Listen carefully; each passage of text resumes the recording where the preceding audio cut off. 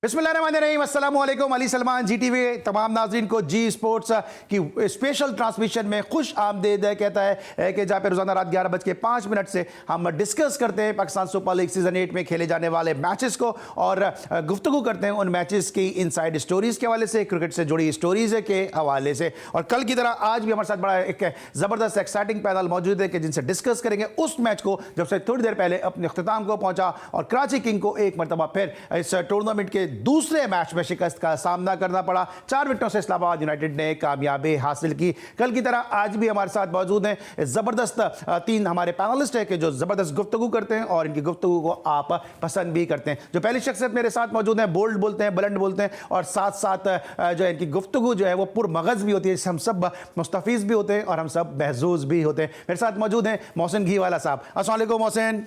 अली, कैसे हैं आप? ठीक ठाक हैं? मैं बिल्कुल ठीक ठाक हूं। और कराची किंग को आज फिर शिकस्त का सामना करना पड़ा। मैंने बहुत ढूंढा कराची किंग के स्कोर कार्ड के अंदर, उनकी लाइनअप के अंदर कहीं शिकस्त का जिम्मेदार कहीं ना कहीं बाबर आजम तो नहीं है। मुझे बाबर आजम तो नहीं मिला। कमर हफीज साहब मुझे अपने सामने नजर आ गए, जरा इनसे पूछेंगे। अस्सलाम वालेकुम भाई, कैसे हैं आप? वालेकुम सलाम Ali, thank you very much. नजर आया इसमें बाबर आजम आपको? असरात तो बाबर आजम वाले छोड़ के गए, असरात छोड़ के गए। वो आदमी होता है ना अपने असरात छोड़ के जाता है, वो अभी तक है जरा उससे बाहर। जिस टीम में उसमें असरात नहीं है, इस टीम के अंदर असरात है। नहीं, देख लें आप, जब तक वो पाकिस्तान के कप्तान है असरात रहेंगे। मजीद गुफ्तगू करेंगे। इफ़ी भाई जो अपना पॉइंट है उस पर बिल्कुल अपने स्टांस उस पर जमे हुए हैं, बहुत ही स्ट्रॉन्ग है अपने स्टांस के ऊपर। और जो तीसरी शख्सियत मौजूद हैं इनको भी आप सुनते हैं, पसंद करते हैं। और कल इन्होंने एक बड़ा अच्छा पॉइंट रेस किया था, उसको आज हम जरा मजीद डिस्कस करेंगे। जावेद खान साहब हमारे साथ मौजूद हैं। अस्सलाम वालेकुम जावेद भाई, कैसे हैं आप? ठीक ठाक है? कैसे? मोहसिन घीवाला साहब से के साथ गुफ्तगू आगाज़ करेंगे। ज़रा मैच समरी पे एक निगाह डालेंगे कि इस मैच में आखिर हुआ क्या। 173 रन स्कोर किए और जवाब में इस टारगेट को चेस करने में बड़े आसानी के साथ कामयाब हुई उस वक्त के जब 10 गेंदों का खेल बाकी था। बड़ी ज़बरदस्त बैटिंग की कॉलिन मनरो ने और आजम खान ने। कराची किंग 173 7 विकेटों के नुकसान पे। हैदर अली ने आज रन स्कोर किए, 59 रन बनाए। इसके अलावा शर्जील खान ने 34 रन की इनिंग खेली, 2 विकेटें हासिल की रोमान रईस, वसीम जूनियर और टॉम करन ने। और जवाब में इस्लामाबाद यूनाइटेड ने 10 गेंदे कबल इस टारगेट को चेस किया। मनरो ने 58 रन की इनिंग खेली और आजम खान 44 रन स्कोर करने में कामयाब रहे। और इस तरह इस मैच में पहली कामयाबी इस टूर्नामेंट में हासिल करते हुए अपनी जो है अपीयरेंस को बड़ा ज़बरदस्त तरीके से प्रोसीड किया। आपने मैच समरी देखी है और 173 रन आपको लग रहा है कि कराची के पिच को देखते हुए ऐसे थे कि डिफेंड किए जा सकते थे, लेकिन इस्लामाबाद की जो अप्रोच है वो बड़ी एग्रेसिव नजर आई है।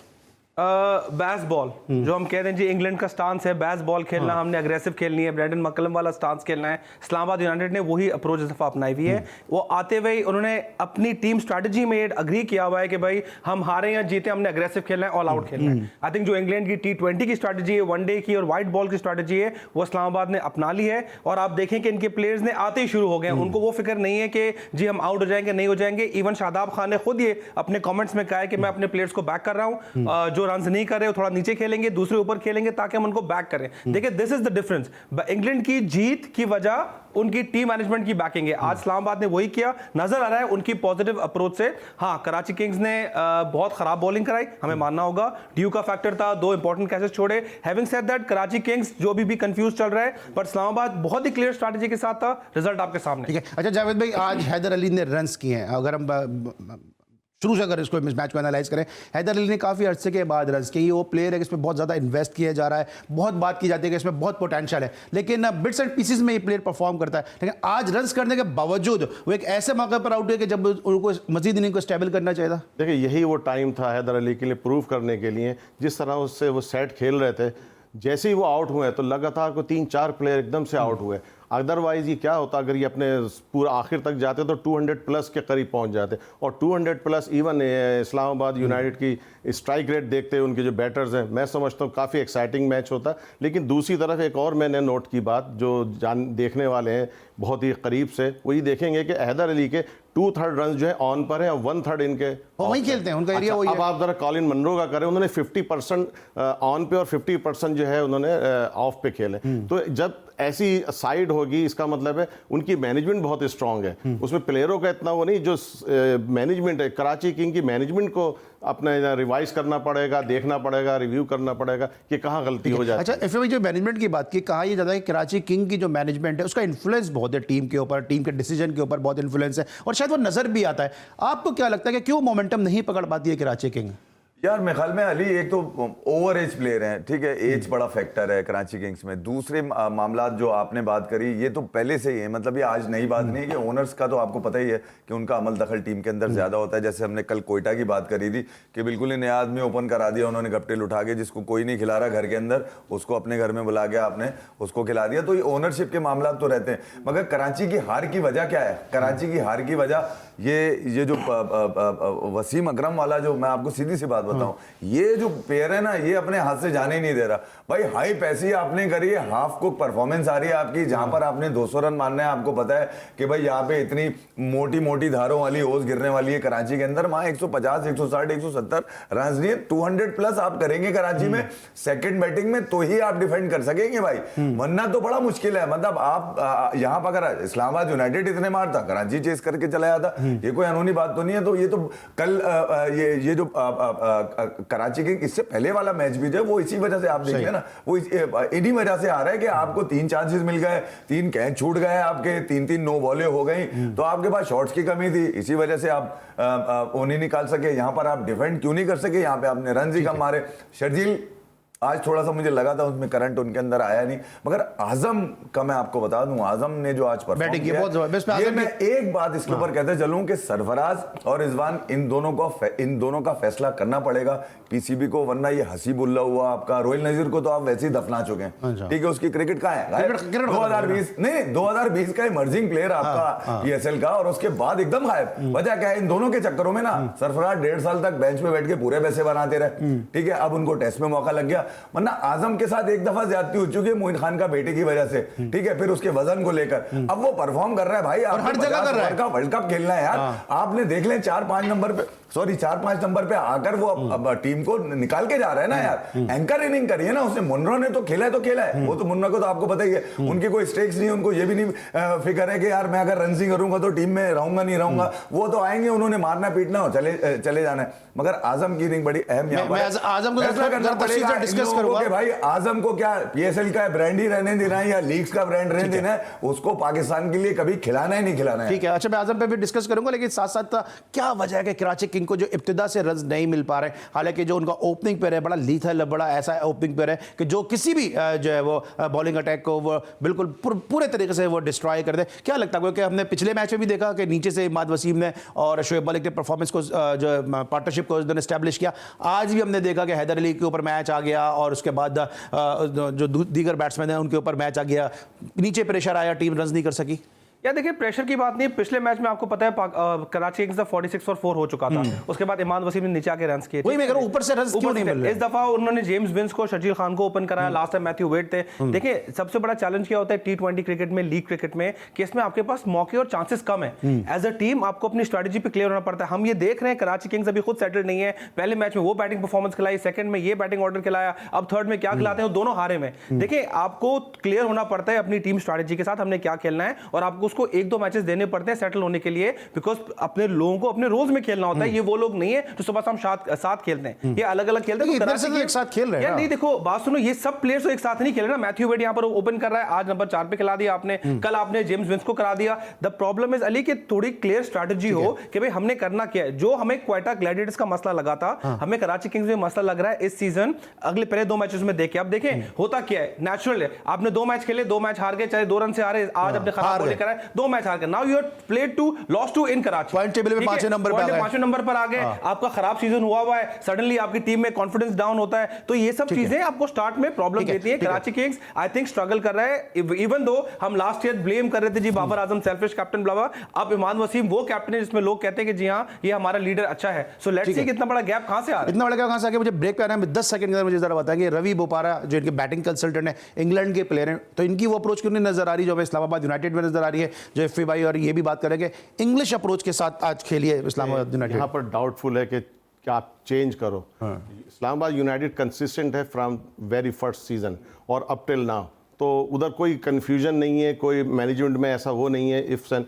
यहाँ पर आप देखें रवि बोपारा अभी खेल रहे थे और अब आपने उनको कंसल्टेंट बना दिया, और फिर कोई इतने बड़े बैट्समैन भी नहीं रहे कि आप उनको इस लेवल पे लेकर आते। तो मैं लेकिन रवि बोपारा में कराची किंग बहुत ज्यादा रिलाय करती है। इससे पहले आपको याद होगा शोएब अली को कप्तानी से हटा के इनको कप्तान बना दिया था। जी जी हाँ, यही मैं कह रहा हूँ ना, कन्फ्यूजन बहुत है मैनेजमेंट में। इतना मसला नहीं है इस्लामाबाद यूनाइटेड में कि जितना इसमें है कराची किंग में। अगर जब तक ये दोस्तियां या ये मसले मसाइल रहेंगे, टीम परफॉर्मेंस पे वो रिफ्लेक्ट होता रहेगा। ठीक है, हम बात कर रहे हैं इस मैच वाले से कि जहाँ पे 4 विकेटों से इस्लामाबाद यूनाइटेड ने कामयाबी हासिल की। इस्लामाबाद यूनाइटेड को कहा जाता है बड़ा काम एंड क्वाइट टाइप का ये शहर है, बड़ी यहाँ पे खामोश सी जिंदगी है, लेकिन इनकी जो बैटिंग है वो बहुत ही एग्रेसिव है और एग्रेशन से भरपूर है, फुल ऑफ कलर है, फुल ऑफ लाइफ है। आज उन्होंने ये प्रूव भी किया। मिलते एक छोटे से ब्रेक के बाद।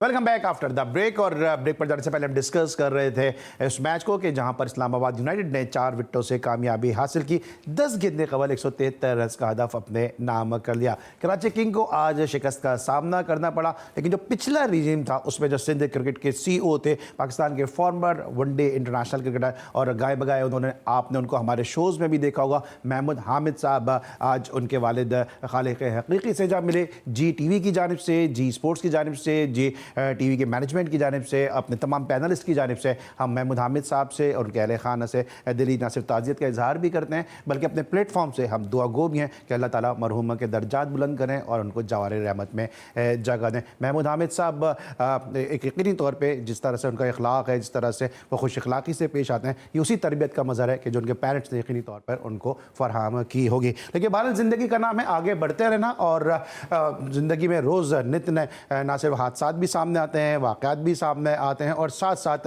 हैपनिंग्स भी वाक़ होती रहती हैं, और ऐसी हैपनिंग आज हुई है जनाब नेशनल स्टेडियम कराची में। बात कर रहे हैं हम इस्लामाबाद यूनाइटेड और कराची किंग्स के दरमियान खेले जाने वाले मैच के हवाले से कि जहाँ पे आज़म खान ने आज बड़ी ज़बरदस्त बैटिंग परफॉर्मेंस का मुजाहरा किया है।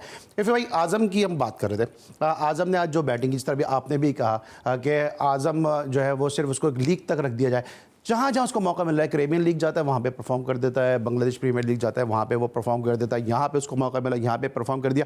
ठीक है, वेट तो डेविड बून का भी ज़्यादा था, मार्क कास्ग्रोव का भी वेट ज़्यादा था, ग्रेग रिची थे ऑस्ट्रेलियन बैट्समैन, उनका भी वेट ज़्यादा था, मार्क टेलर का भी वेट ज़्यादा था, आप कह सकते हैं स्मिथ का भी वेट ज़्यादा था जो साउथ अफ्रीका के कैप्टन थे। ये सिर्फ इन्हीं पे एक स्टैग में लगा हुआ है।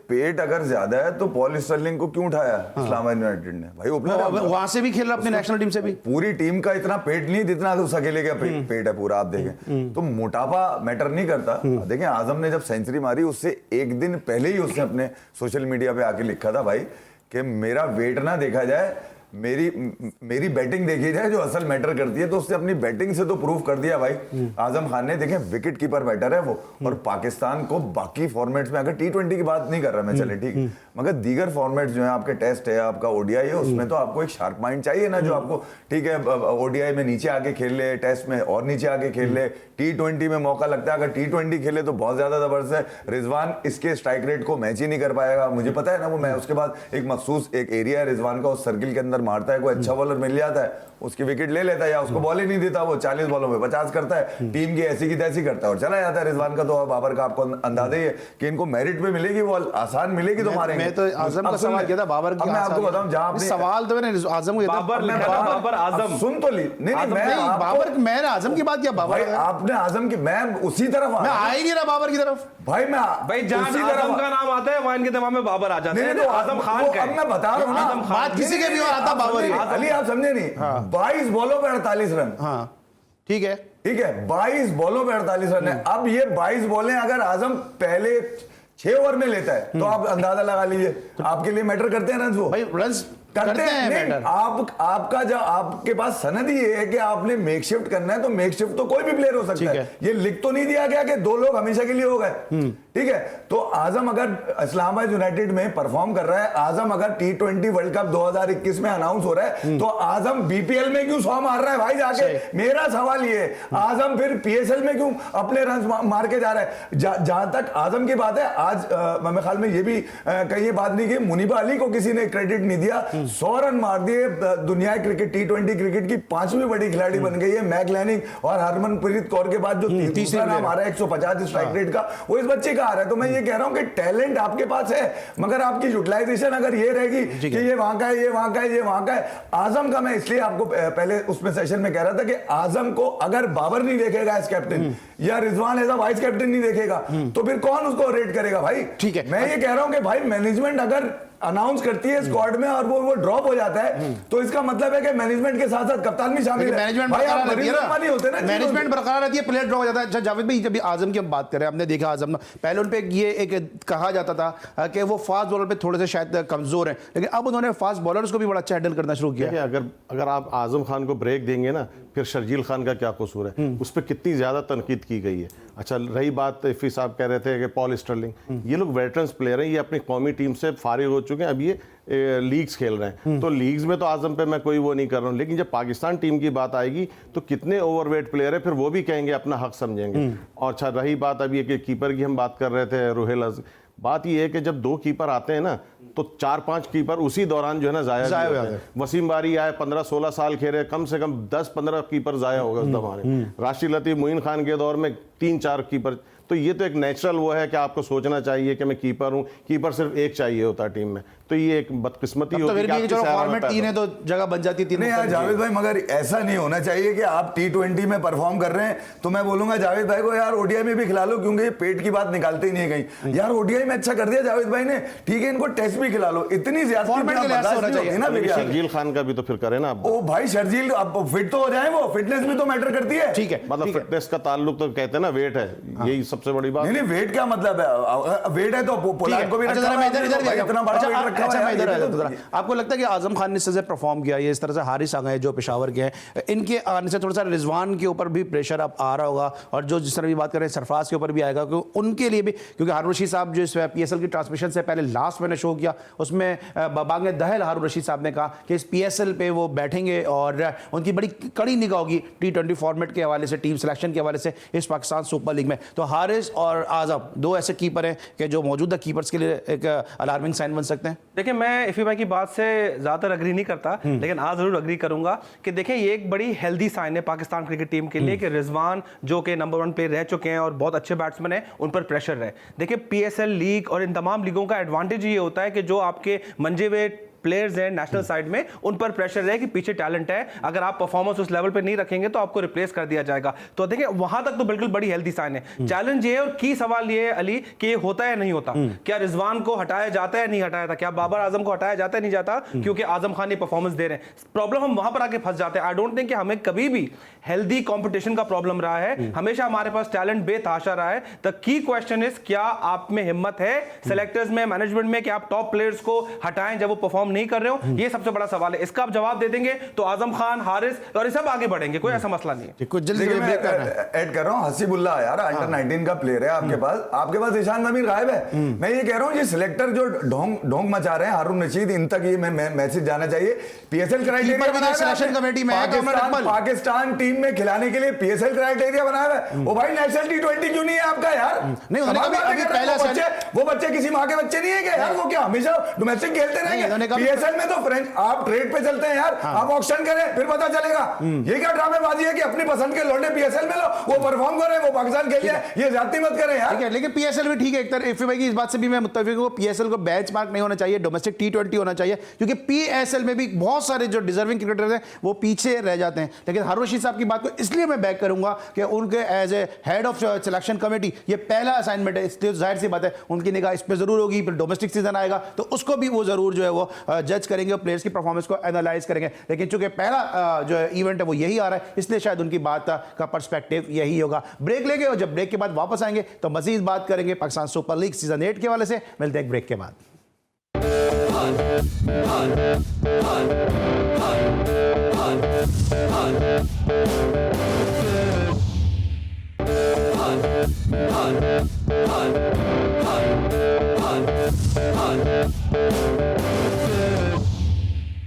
Welcome back after the break. और ब्रेक पर जाने से पहले हम बात करते हैं पाकिस्तान सुपर लीग सीजन 8 के उस मैच के बारे में कि जहां पर इस्लामाबाद यूनाइटेड ने 4 विकेटों से कामयाबी हासिल की। लेकिन सरहद पार भी क्रिकेट जारी है और हमारे कमर इफ़ी साहब हैं, ये दूसरे यूट्यूबर हैं, ये दावा करते हैं कि जी हम इंडिया की क्रिकेट पे बात नहीं करते, हम तो जहां क्रिकेट होती है हम तो वहां बात करते हैं। तो कल इंडिया और ऑस्ट्रेलिया के दरमियान सीरीज का दूसरा टेस्ट मैच खेला जा रहा है और पहला टेस्ट मैच जिस अंदाज से महज 3 दिन में खत्म हुआ था, उसके बाद इस टेस्ट मैच में क्या ऑस्ट्रेलिया की टीम कम बैक करेगी या नहीं करेगी, ये जानेंगे जनाब हम अपने क्रिकेट एक्सपर्ट मरजा इफ़ी साहब से। जी आपके मतलब की बात छेड़ दी मैंने, इंडिया का मैच। यार अली, मुझे नहीं लगता कि ऑस्ट्रेलिया कमबैक कर पाएगा, क्योंकि उनके अपने साथ मसाइल चल रहे हैं। स्पिनर्स उनके पास स्वेप्सन है और वो टॉड मर्फी, जिसके बारे में कहा जा रहा है कि शायद वो कल के टेस्ट में ना हो, क्योंकि उसके बारे में, क्योंकि ऑफिस आपको पता है ऑफ स्पिनर दिल्ली की विकेट है, वैसे ही वहां लेग स्पिनर पहले भी एक वो डीमेरिट हो चुके हैं। वही मैं कह रहा हूं, तो जरा मुश्किल है ऑस्ट्रेलिया का यहाँ पे कमबैक करना। हाँ, अगर ऑस्ट्रेलिया यहाँ पर भी ये लूज कर गई, जो तवक्कुआत यही है कि इंडिया इस दफा छोड़ेगा नहीं ऑस्ट्रेलिया को, 4-0 उन्होंने टारगेट किया हुआ है राहुल द्रविड़ ने, जैसा वो कह चुके हैं। मगर अगर 3-1 भी अगर हो गया तो वो उनके लिए बहुत अहम होगा। मगर ऐसा लगता है दिल्ली जरा मुश्किल है ऑस्ट्रेलिया के लिए। मैं ज्यादा लंबी इसमें इसलिए नहीं करूंगा कि यार ये टेस्ट क्रिकेट है, ये सेशन बाय सेशन चलती है। कल का पहले सेशन, अच्छा, ये कोहली के लिए जो स्पेशल एक डगआउट बनाया गया और उसमें जो पूरी ऑस्ट्रेलिया की टीम है वो भी उनको शायद कोहली का स्टैंड तो बना हुआ है वहां पे। हाँ, डगआउट कह रहे हैं कि स्पेशल एक कोई बनाया गया। दिल्ली तो उसका शहर है यार, दिल्ली तो उसका आबाई मकान है दिल्ली के अंदर, वो दिल्ली बॉय है हमेशा से। इसमें क्या बात हो गई? नहीं, स्पेशल एक ट्रिब्यूट दिया जा रहा है शायद उसको, शायद उसकी शायद ये वजह होगी कि जो तरह के हालात चल रहे हैं इंडियन क्रिकेट में, तो उनका अपना जो स्टेट है, जो अपना सिटी है, वो शायद सपोर्ट कर रहा है। देखिए मैं क्या चाहता हूं कोहली से, पिछली 7-8 इनिंग में टेस्ट में कुछ निकल के नहीं आया उनका, 6-7 टेस्ट के अंदर, ठीक है, तो उन पे ड्यू है। रोहित शर्मा ने एक मैच निकाल के दे दिया आपको, अपनी ना फिटनेस ना फॉर्म ना कुछ भी नहीं था, सेंचुरी मारी उन्होंने एक ऐसी विकेट पे, दुनिया की सबसे ट्रिकी विकेट थी, वहां पे कोई नहीं चल सका, वार्नर नहीं चला, ख्वाजा नहीं चला, ख्वाजा पे तो मुझे हंसी आती, ख्वाजा नहीं चला, बाकी उनके लबुशेख वगैरह जो भी इनके स्टीव स्मिथ सारे फेल हो गए। कौन चला? रोहित शर्मा। इसका मतलब है स्किल्स पूरी है उनके पास, ठीक है। हाँ, थोड़ा सा उनका फिटनेस का मसला है, वो वहां रह गए। मगर रोहित ने विराट अगर यहाँ पे परफॉर्मेंस ड्यू है, हाँ विराट पे ड्यू है, सेंचुरी ड्यू है वहां पर, सेंचुरी मारेगा तो कुछ चलेगा, ठीक है। अच्छा, जैसन गिलेस्पी ने और जो उनके जो साइमन अडोदल ने एक स्टेटमेंट दिया कि जानबूझ के स्पिन ट्रैक, इतने स्पिन ट्रैक बनाए जा रहे हैं कि इंडिया जो आईसीसी टेस्ट चैंपियनशिप का फाइनल खेलना चाहता है। तो ये तो मैं समझता हूँ किसी भी होम टीम को एक एडवांटेज अगर ले सकती है तो ले। हर टीम कोई पीसीबी की तरह थोड़ी हर बोर्ड जो है वो विकेट बनाता है। ऑस्ट्रेलियन क्रिकेट टीम से जो ये तवक्को नहीं है कि इस तरीके के स्टेटमेंट देंगे। ये हर कंडीशन में खेलते हैं, कभी शिकायत नहीं करते, इनकी सॉलिड मैनेजमेंट है। आप ये देखिएगा, क्योंकि पहला टेस्ट हार गए, ये कभी गिव अप नहीं करते हैं, ये एकदम बाउंस बैक करेंगे। हाँ, मसला जब होता है अगर 2 टेस्ट ड्रॉ होते हैं और 3rd मैच ये हार जाते हो, सीरीज हार जाते हैं। अभी आप कुछ नहीं कह सकते, जैसे मैच को इतने आसानी से गिव अप नहीं करते हैं, इसी तरह एक दफा फिर आप लोगों को लग रहा है टर्निंग पिच बनेगी, ऐसी पिच बनेगी पर ट्रैक किया जाएगा। हर मुल्क अपने उसका ये इस्तेकाक है, उसका ये राइट है कि वो अपने कंडीशन के मुताबिक पिच बने, इसमें कोई बुरी बात नहीं है। अब ऑस्ट्रेलिया में जो बाउंस है दुनिया में कहाँ होता है, पर्थ पे खिला देते हैं जाते ही वो। जी हाँ, फिर हम क्या कहेंगे? लड़के पूरे नहीं है ऑस्ट्रेलिया के। देखिए मैं आपको सीधी सी बात कर रहा हूँ, स्टार्क नहीं है अभी तक, अवेलेबिलिटी उसकी पूरी नहीं है, फिर हेजलवुड का अभी कंफर्म नहीं है कि कल वो होंगे नहीं होंगे, तो कुछ चीजें हैं ऐसी कि जरा मुश्किल लग रहा है मुझे कि ऑस्ट्रेलिया कमबैक न कर पाए। हाँ, तीसरा टेस्ट कह सकता हूं मैं कि भाई वहां पर ऑस्ट्रेलिया पूरी जान मारेगा। दिल्ली में से बचना मुश्किल है। दिल्ली की बात हो रही है, इन्होंने कहा कि जो विराट कोहली का शहर है, चेतन शर्मा का ताल्लुक भी इधर से है, मुशर्रफ का ताल्लुक है, परवेज मुशर्रफ, बहुत सारे लोग हैं जिनका, और दिल्ली का तो पता है, दिल्ली से शाहरुख खान है, बहुत सारे लोग हैं जिनके मतलब जो लोग खाने के शौकीन उनको भी कहते हैं दिल्ली का था। अनिल कुंबले का शहर नहीं है, अनिल कुंबले बैंगलोर से, ताल्लुक तो कहीं ना कहीं से ना बैंगलोर से है, ठीक है। चेतन शर्मा का जो स्टेटमेंट आया उसके बाद इस टेस्ट मैच में क्या आपको लगता है अप्रोच में कोई फर्क आएगा या बैक ऑफ द माइंड ये चीजें चल रही होंगी टीम के जिस तरह से बात की है? चेतन शर्मा का कोई इफेक्ट क्या होना है, बट ठीक है वो आगे उन्होंने बोल दिया एक्सटिंग ऑपरेशन हो गया, जो उन्होंने बातें की हैं वो वैसे इंडियन टीम को तो पता है। तो मेरे ख्याल से कोई पूरी दुनिया में ऐसी बातें होती है, कोई नई चीज नहीं। अली हम खामा में वो चूंकि आजकल न्यूज कुछ बेचने को है नहीं, उन्होंने ये बेच दी, ये चूरन बिक गया, ये बेच दो, तो मेरे ख्याल से ऐसा कुछ इफेक्ट नहीं है। हाँ, आई थिंक जो जहां तक हम बात करें तो ऑस्ट्रेलिया की और इंडिया की, देखें अगेन जो पहले टेस्ट में हमने देखा ना, द प्रॉब्लम इज नॉट कि ऑस्ट्रेलिया हारा, प्रॉब्लम इज कि ऑस्ट्रेलिया हारा कैसे। ऑस्ट्रेलियन की टीम ऐसी हार नहीं हारती, ऑस्ट्रेलिया की टीम 3 दिन के अंदर मैच 3 दिन के हार गए और आप दोनों इनिंग्स के रन देखे ना, चलो भाई पहली इनिंग में हो गया, बहुत टर्न हो गया, नहीं अडेप्ट कर पाए, सेकंड इनिंग में तो Australia normally fight back, Sharma भी तो उसी पिच पे खेला है, उसी पिच पे खेला है, रोहित शर्मा ने बहुत जबरदस्त बैटिंग की है। सो आई थिंक मेरे लिए तो ज्यादा परेशान कौन बात है फ्रॉम ऑस्ट्रेलियन फैन पर्सपेक्टिव कि यार जिस तरह से वो लोग मैच हारे हैं, यहां से फौरन कम बैक करना मुश्किल है, बिकॉज बैट्समैन को टाइम चाहिए पिच के ऊपर, और स्पिनिंग विकेट्स के ऊपर इतना आसान नहीं होता जहां बॉल ऊपर नीचे रह रहा होता। तो मेरे ख्याल से ऑस्ट्रेलिया को वाकई में अपना फाइटिंग जो स्पिरिट कहते हैं, टेम्परामेंट को रियली टर्न अराउंड करना होगा, वरना ऑस्ट्रेलिया मैच भी लंबा हारेगा। ठीक है। अच्छा इफ भाई जो बात करेंगे जिस तरह से स्पिनिंग ट्रैक बनाए जाते हैं, अब दिल्ली की भी हम उम्मीद करेंगे, जो पहले कोटला ग्राउंड था अब अरुण जेटली ग्राउंड हो गया, इस पिच को पहले भी डीमेरिट किया जा चुका है। क्या आपको लगता है कि स्पिन बनाने के चक्कर में ऐसी पिच बन जाएगी कि ग्राउंड मैन पे भी एक्स्ट्रा एडिड प्रेशर होगा? यार अली देखिए, आप उलझा के ना किया करें सवाल। सीधी बात ऑस्ट्रेलिया ने 500 रन मार दिए, हाँ। रमीज भाई क्या कह रहे हैं, बाबर के 100 देखने नहीं देखने? अबे यार आप जिल्लत पूरी दुनिया में करवा रहे हो अपनी पिचेस से, ठीक है, सिर्फ किसी के लिए बाबर 100 मार और उस पर सरफराज पे डाल दी। एडमिट करो ना कि हम स्लो बनाते हैं क्योंकि हमारी होम कंडीशन है, हमें होम एडवांटेज है, भाड़ में जाओ कोई यार, तुम लोग इंडिया खुलेआम करता है भाई। हाँ। ये तो अभी तो आप इसकी बात कर रहे हैं, ये इंग्लैंड को जो मारा है इन्होंने 4-0, उसमें अहमदाबाद की पिच पता है आपको क्या थी? लाल पिच दिखाई, 2 दिन में काली हो गई यार वो। अबे वो खुले आम करते हैं भाई, चले इसमें क्या यार, चले, लेकिन बोलो ना अगर आपको डिसीजन लेते हैं फिर आपको फिर इसको करना भी चाहिए, ये नहीं कि आप चीफ क्यूरेटर जो सरफराज है उसके ऊपर सारे मामला डाल दें। फारिग कर दिया लखनऊ का इंडिया ने, क्यूरेटर छुपा दिया था, उसका कसूर भी नहीं था, इसलिए छुपाना पड़ेगा। कसूर तो क्यों कसूर नहीं था यार? वो तो इंस्ट्रक्शन पे काम कर रहा है पीसीबी की। हाँ तो उसको सामने तो लाओ ना यार, क्यूरेटर किस तरह की पिचें बननी चाहिए। इंडिया की हम बात करें, दिल्ली की बात की तो मुंबई की बात भी करनी जरूरी है कि जहां के जबरदस्त बैट्समैन, रणजी ट्रॉफी के कामयाब तरीन बैट्समैन वसीम जाफर की भी आज सालगिरह है। Happy birthday to you Wasim Jaffer. मिलते हैं छोटे से ब्रेक के बाद।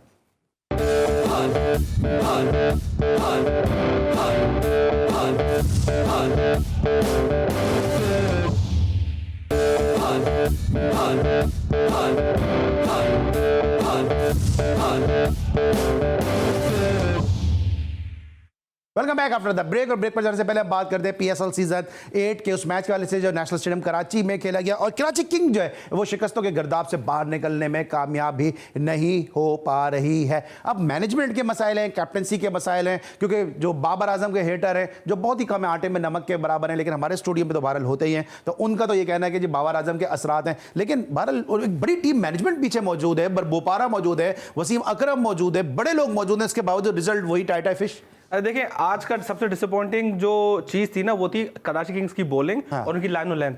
ठीक है जी, ड्यू थी, जरा बॉल स्लिप हो रहा था, लेकिन ये प्रोफेशनल क्रिकेटर्स हैं, इनको पता है कि ड्यू में कैसे बॉलिंग करानी है। वसीम अकरम इतने बड़े बॉलर हैं, जो लाइन और लेंथ कराची किंग के बॉलर कर रहे थे वो समझ में ही नहीं आ रही थी। एक शॉट दे दी, एक डाउन द लेग साइड दे दी, एक फुल दे दी, तो जो वसीम अकरम का रोल फिर क्या हुआ एज अ बॉलर? अगर वो एज अ बॉलिंग कंसल्टेंट है, एज अ कोच है, he is one of the best. भाई वो जो भी है, लेकिन दुनिया के प्रीमियर फास्ट बॉलर है, लेफ्ट आर्म फास्ट बॉलर है, तो डिसअपॉइंटिंग टू सी। और ये सेकंड सीजन है, ऐसा नहीं को पहला दूसरा सीजन है, इतने सीजन से करा रहे कराची किंग्स को। तो ठीक है जी, बाबर आजम बैटिंग में सेल्फिश थे, फलाना ढमकाना जो भी था, बॉलिंग में चैलेंजेस कहां पर है? तो ये जो बॉलर्स हैं मोहम्मद आमिर वगैरह, इनसे लाइन देन कंट्रोल क्यों नहीं हो रही? जो आप रन्स देखें, इन्होंने 10-10 11 रन से रन्स दिए, तो इस वक्त वसीम अकरम का रोल है क्या? Is he coaching the bowlers, is he not coaching the bowlers? तो फिर वो बॉलर सीखेंगे कब, ये मेरी समझ में नहीं आ रहा। अच्छा ये बात कर रहे हैं कि अब जिस तरह आमिर की हम बात कर रहे हैं कि आमिर कल भी हमने देखा था कि वो बाबर आजम को गेंद कर रहे थे, ऐसा लग रहा है कि वो पर्सनल गोल के लिए खेल रहे हैं, टीम का गोल कहीं पीछे, कि उनको अपनी कोई निकालनी थी, ऐसी कोई बाबर आजम के साथ जो उनकी ग्रज थी वो चीज को निकालना था। फिर मीर हमजा भी अनफिट हो गया। आपको लगता है कि बॉलिंग में उनके मसाइल हैं? देखिए मसाइल तो हैं, लेकिन सबसे बड़ा मसला ये हुआ कि मोहम्मद आमिर ने वर्ल्ड कप के दौरान जो बैठे थे टीवी पे, बेतहाशा बोले, बेदरेक बोले और बाबर आजम के खिलाफ बोले।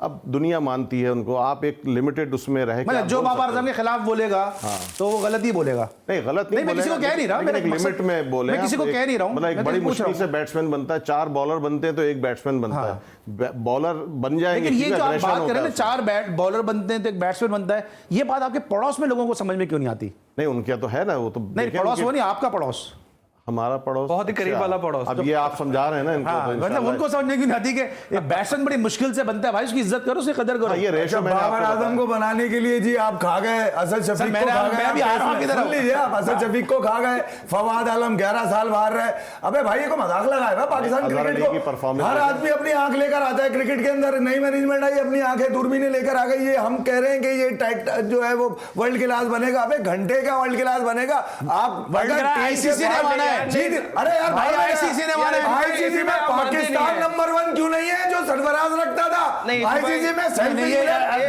ज्यादती है। वो अवार्ड जो मेरे लिए ना हो वो किसी खिलाड़ी के लिए बेकार है। आपको एक तो पाकिस्तान से लिबर्टी मिल रही है खेलने की, उस पर भी आप अपने लिए अवार्ड ले रहे हैं। अवाम के लिए जो सबसे बड़ा स्टेक होल्डर है उनके लिए कोई अवार्ड ही नहीं है, और डटाई से आप बोलते हैं कि मुझे फर्क नहीं पड़ता। अच्छा, अरे यार, अच्छा, सारी बात एक तरफ देखिए, ये क्रिकेट हो रही है, इफ़ी भाई, क्या हो रहा है? ये 22 करोड़ की टीम है। नहीं, इफ़ी भाई, चीखने चिल्लाने से काम नहीं होगा। ये आप कह रहे नहीं है कि आप किसी को भी अपनी मर्जी से खिला रहे हैं और फिर डिफेंड कर रहे हैं। ये ज्यादती मत नहीं, करें। ज्यादती आप कर रहे हैं, ज्यादती आप देखिए क्या कर रहे हैं? एक सेकंड, हाँ, इस साल वर्ल्ड का नंबर आईसीसी ने किसको अवार्ड दिया?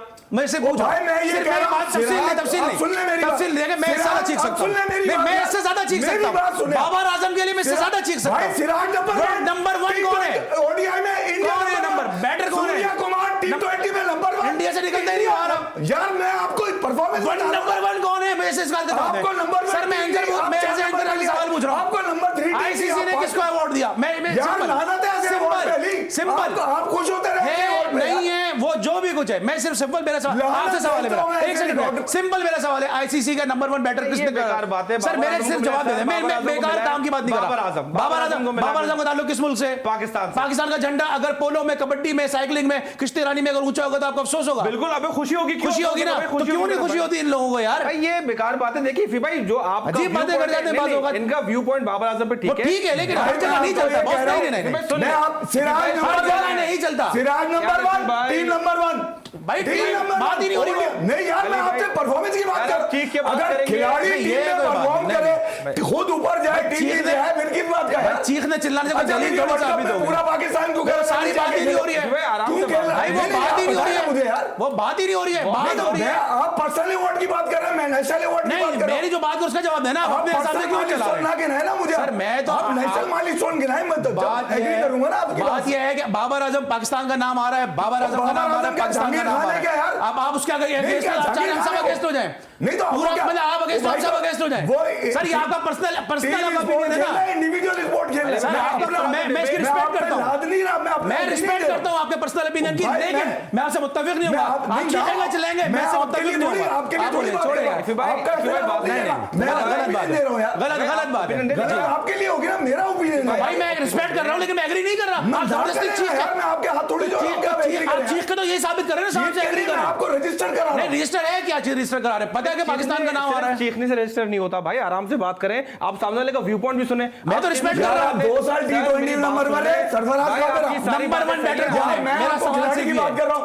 सवाल से नंबर 1 बैटर कौन है? बस खत्म बात। 100% बाबर आजम है, तो जो है वो तो दो क्रेडिट यार। कितने को अच्छा कल मैच है पेशावर का और मुल्तान का मैच है, कल अगर बाबर फिर परफॉर्म करता है, फिर ये 10 कीड़े उसमें फिर बैठ के निकाल लूंगा। रफ्ता रफ्ता मानेंगे, अभी नहीं शायद पता नहीं वो कौन सा हमारी उम्र में कराची के लोगों को तुम पिछले साल 2 मैच जब जिता दोगे, कल के मैच का जल्दी से मुझे वाइंड अप करना है। देखिए मैं तो समझता हूं कि पेशावर जो है ना काफ़ी स्ट्रांग साइड है।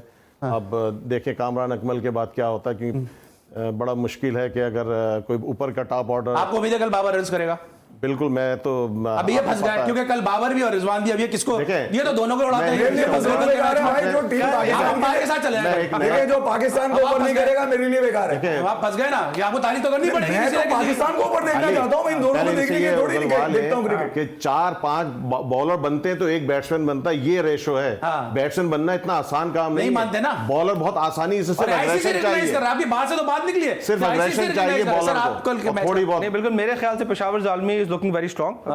उन्होंने पहला मैच भी खेला, जो उनकी टीम है उसकी बैलेंस बहुत जबरदस्त लग रही है। एज बॉलिंग साइड भी बड़ा अच्छा खेली है। नहीं मुल्तान अच्छा खेला, लेकिन मुल्तान एक मैच हार भी चुकी है, ठीक है ना। देखिए पेशावर ज़ालमी का जो बैलेंस है वो बॉलिंग साइड में वहाब रियाज है, शाकिब अल हसन है, उनके पास बॉलिंग काफी स्ट्रांग है, प्लस उनकी बैटिंग भी काफी धुएंधार है, स्पेशली विद बाबर आजम जो सुबह ऊपर बैटिंग कर रहे हैं। तो कल का मैच बड़ा टक्कर का होगा, बट मेरी फीलिंग है कि पेशावर ज़ालमी विल शायद। ये सवाल इनसे करना था, लेकिन तो उल्टा ही जवाब देंगे, इसलिए आपसे कर लेता हूं। नहीं बाबर आजम के गेयर इस दफा को चेंज नजर आ रहे हैं।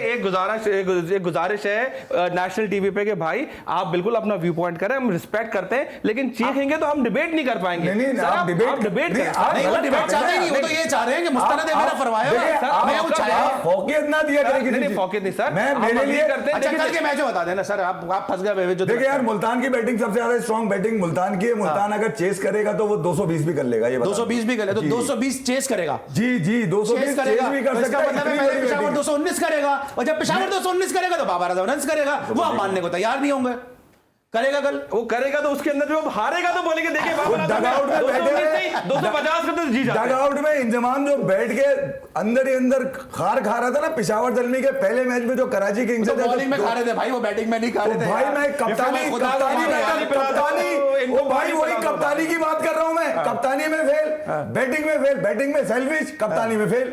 ये मैं नहीं कह रहा, ये आपको अभी वर्ल्ड कप Selfish वाले मैच जितवा दिया, 2 रन पूरा से पाकिस्तान बोल रहा था यार, मुझे थोड़ी वाइंड अप करना है। 2 रन से मैच जितवा दिया, करे फेल हो गए। नहीं वो तो ये- थ्रिलर थोड़ी था मैं कोई। समझ- 4 विकेट खाने के बाद कराची की आप 150 पूछ लेना रन उनसे, पकवा दें यार। पूछने देना, आप तो कल भी मौजूद देखिए, हो। हमारे यहाँ हीरो बनने का खत्म हो गया सिलसिला। अगर ये किसी इन तरीके जैसे लोग से- हीरो बनने नहीं देते अगर ना। बाबर आजम जैसे पाकिस्तान में आ गए, जो कि किसी कीमत पर नहीं जेब देता था कि इस खत्म सिस्टम में से भी कोई इतना अजीम बैट्समैन निकल आएगा, तो उसको हम अपनी बातों से नश्तर मार मार के उसको नीचे डाउन ना करें। मैं समझता हूं कि बड़ा अच्छी कप्तानी होगी कल आपकी पेशावर। टीम जल्दी से बताएं मुझे कल। कल जालमी जल्द सर आपकी, आप तो मुल्तान में पता है। मुल्तान, पेशावर। ये जनाब आपने सुन लिया हमारे तीनों पैनलिस्ट को कि कल पेशावर और मुल्तान का मैच है। कल हमारा पैनल चेंज होगा। कल मोहसिन घीवाला साहब हमारे साथ मौजूद नहीं होंगे और उनकी जगह एनुस ज़रा में ज्वाइन करेंगी, लेकिन कमर ज़ैफ़ी साहब और जावेद खान साहब हमारे साथ मौजूद होंगे एक और एक्साइटिंग शो के साथ। एक दफ़ा फिर रात 11:05 पर हम हाजिर होंगे। उस वक्त के लिए अली सलमान को पूरी प्रोडक्शन टीम के साथ इजाजत दीजिए। अपना बहुत ख्याल रखिए। अल्लाह हाफिज।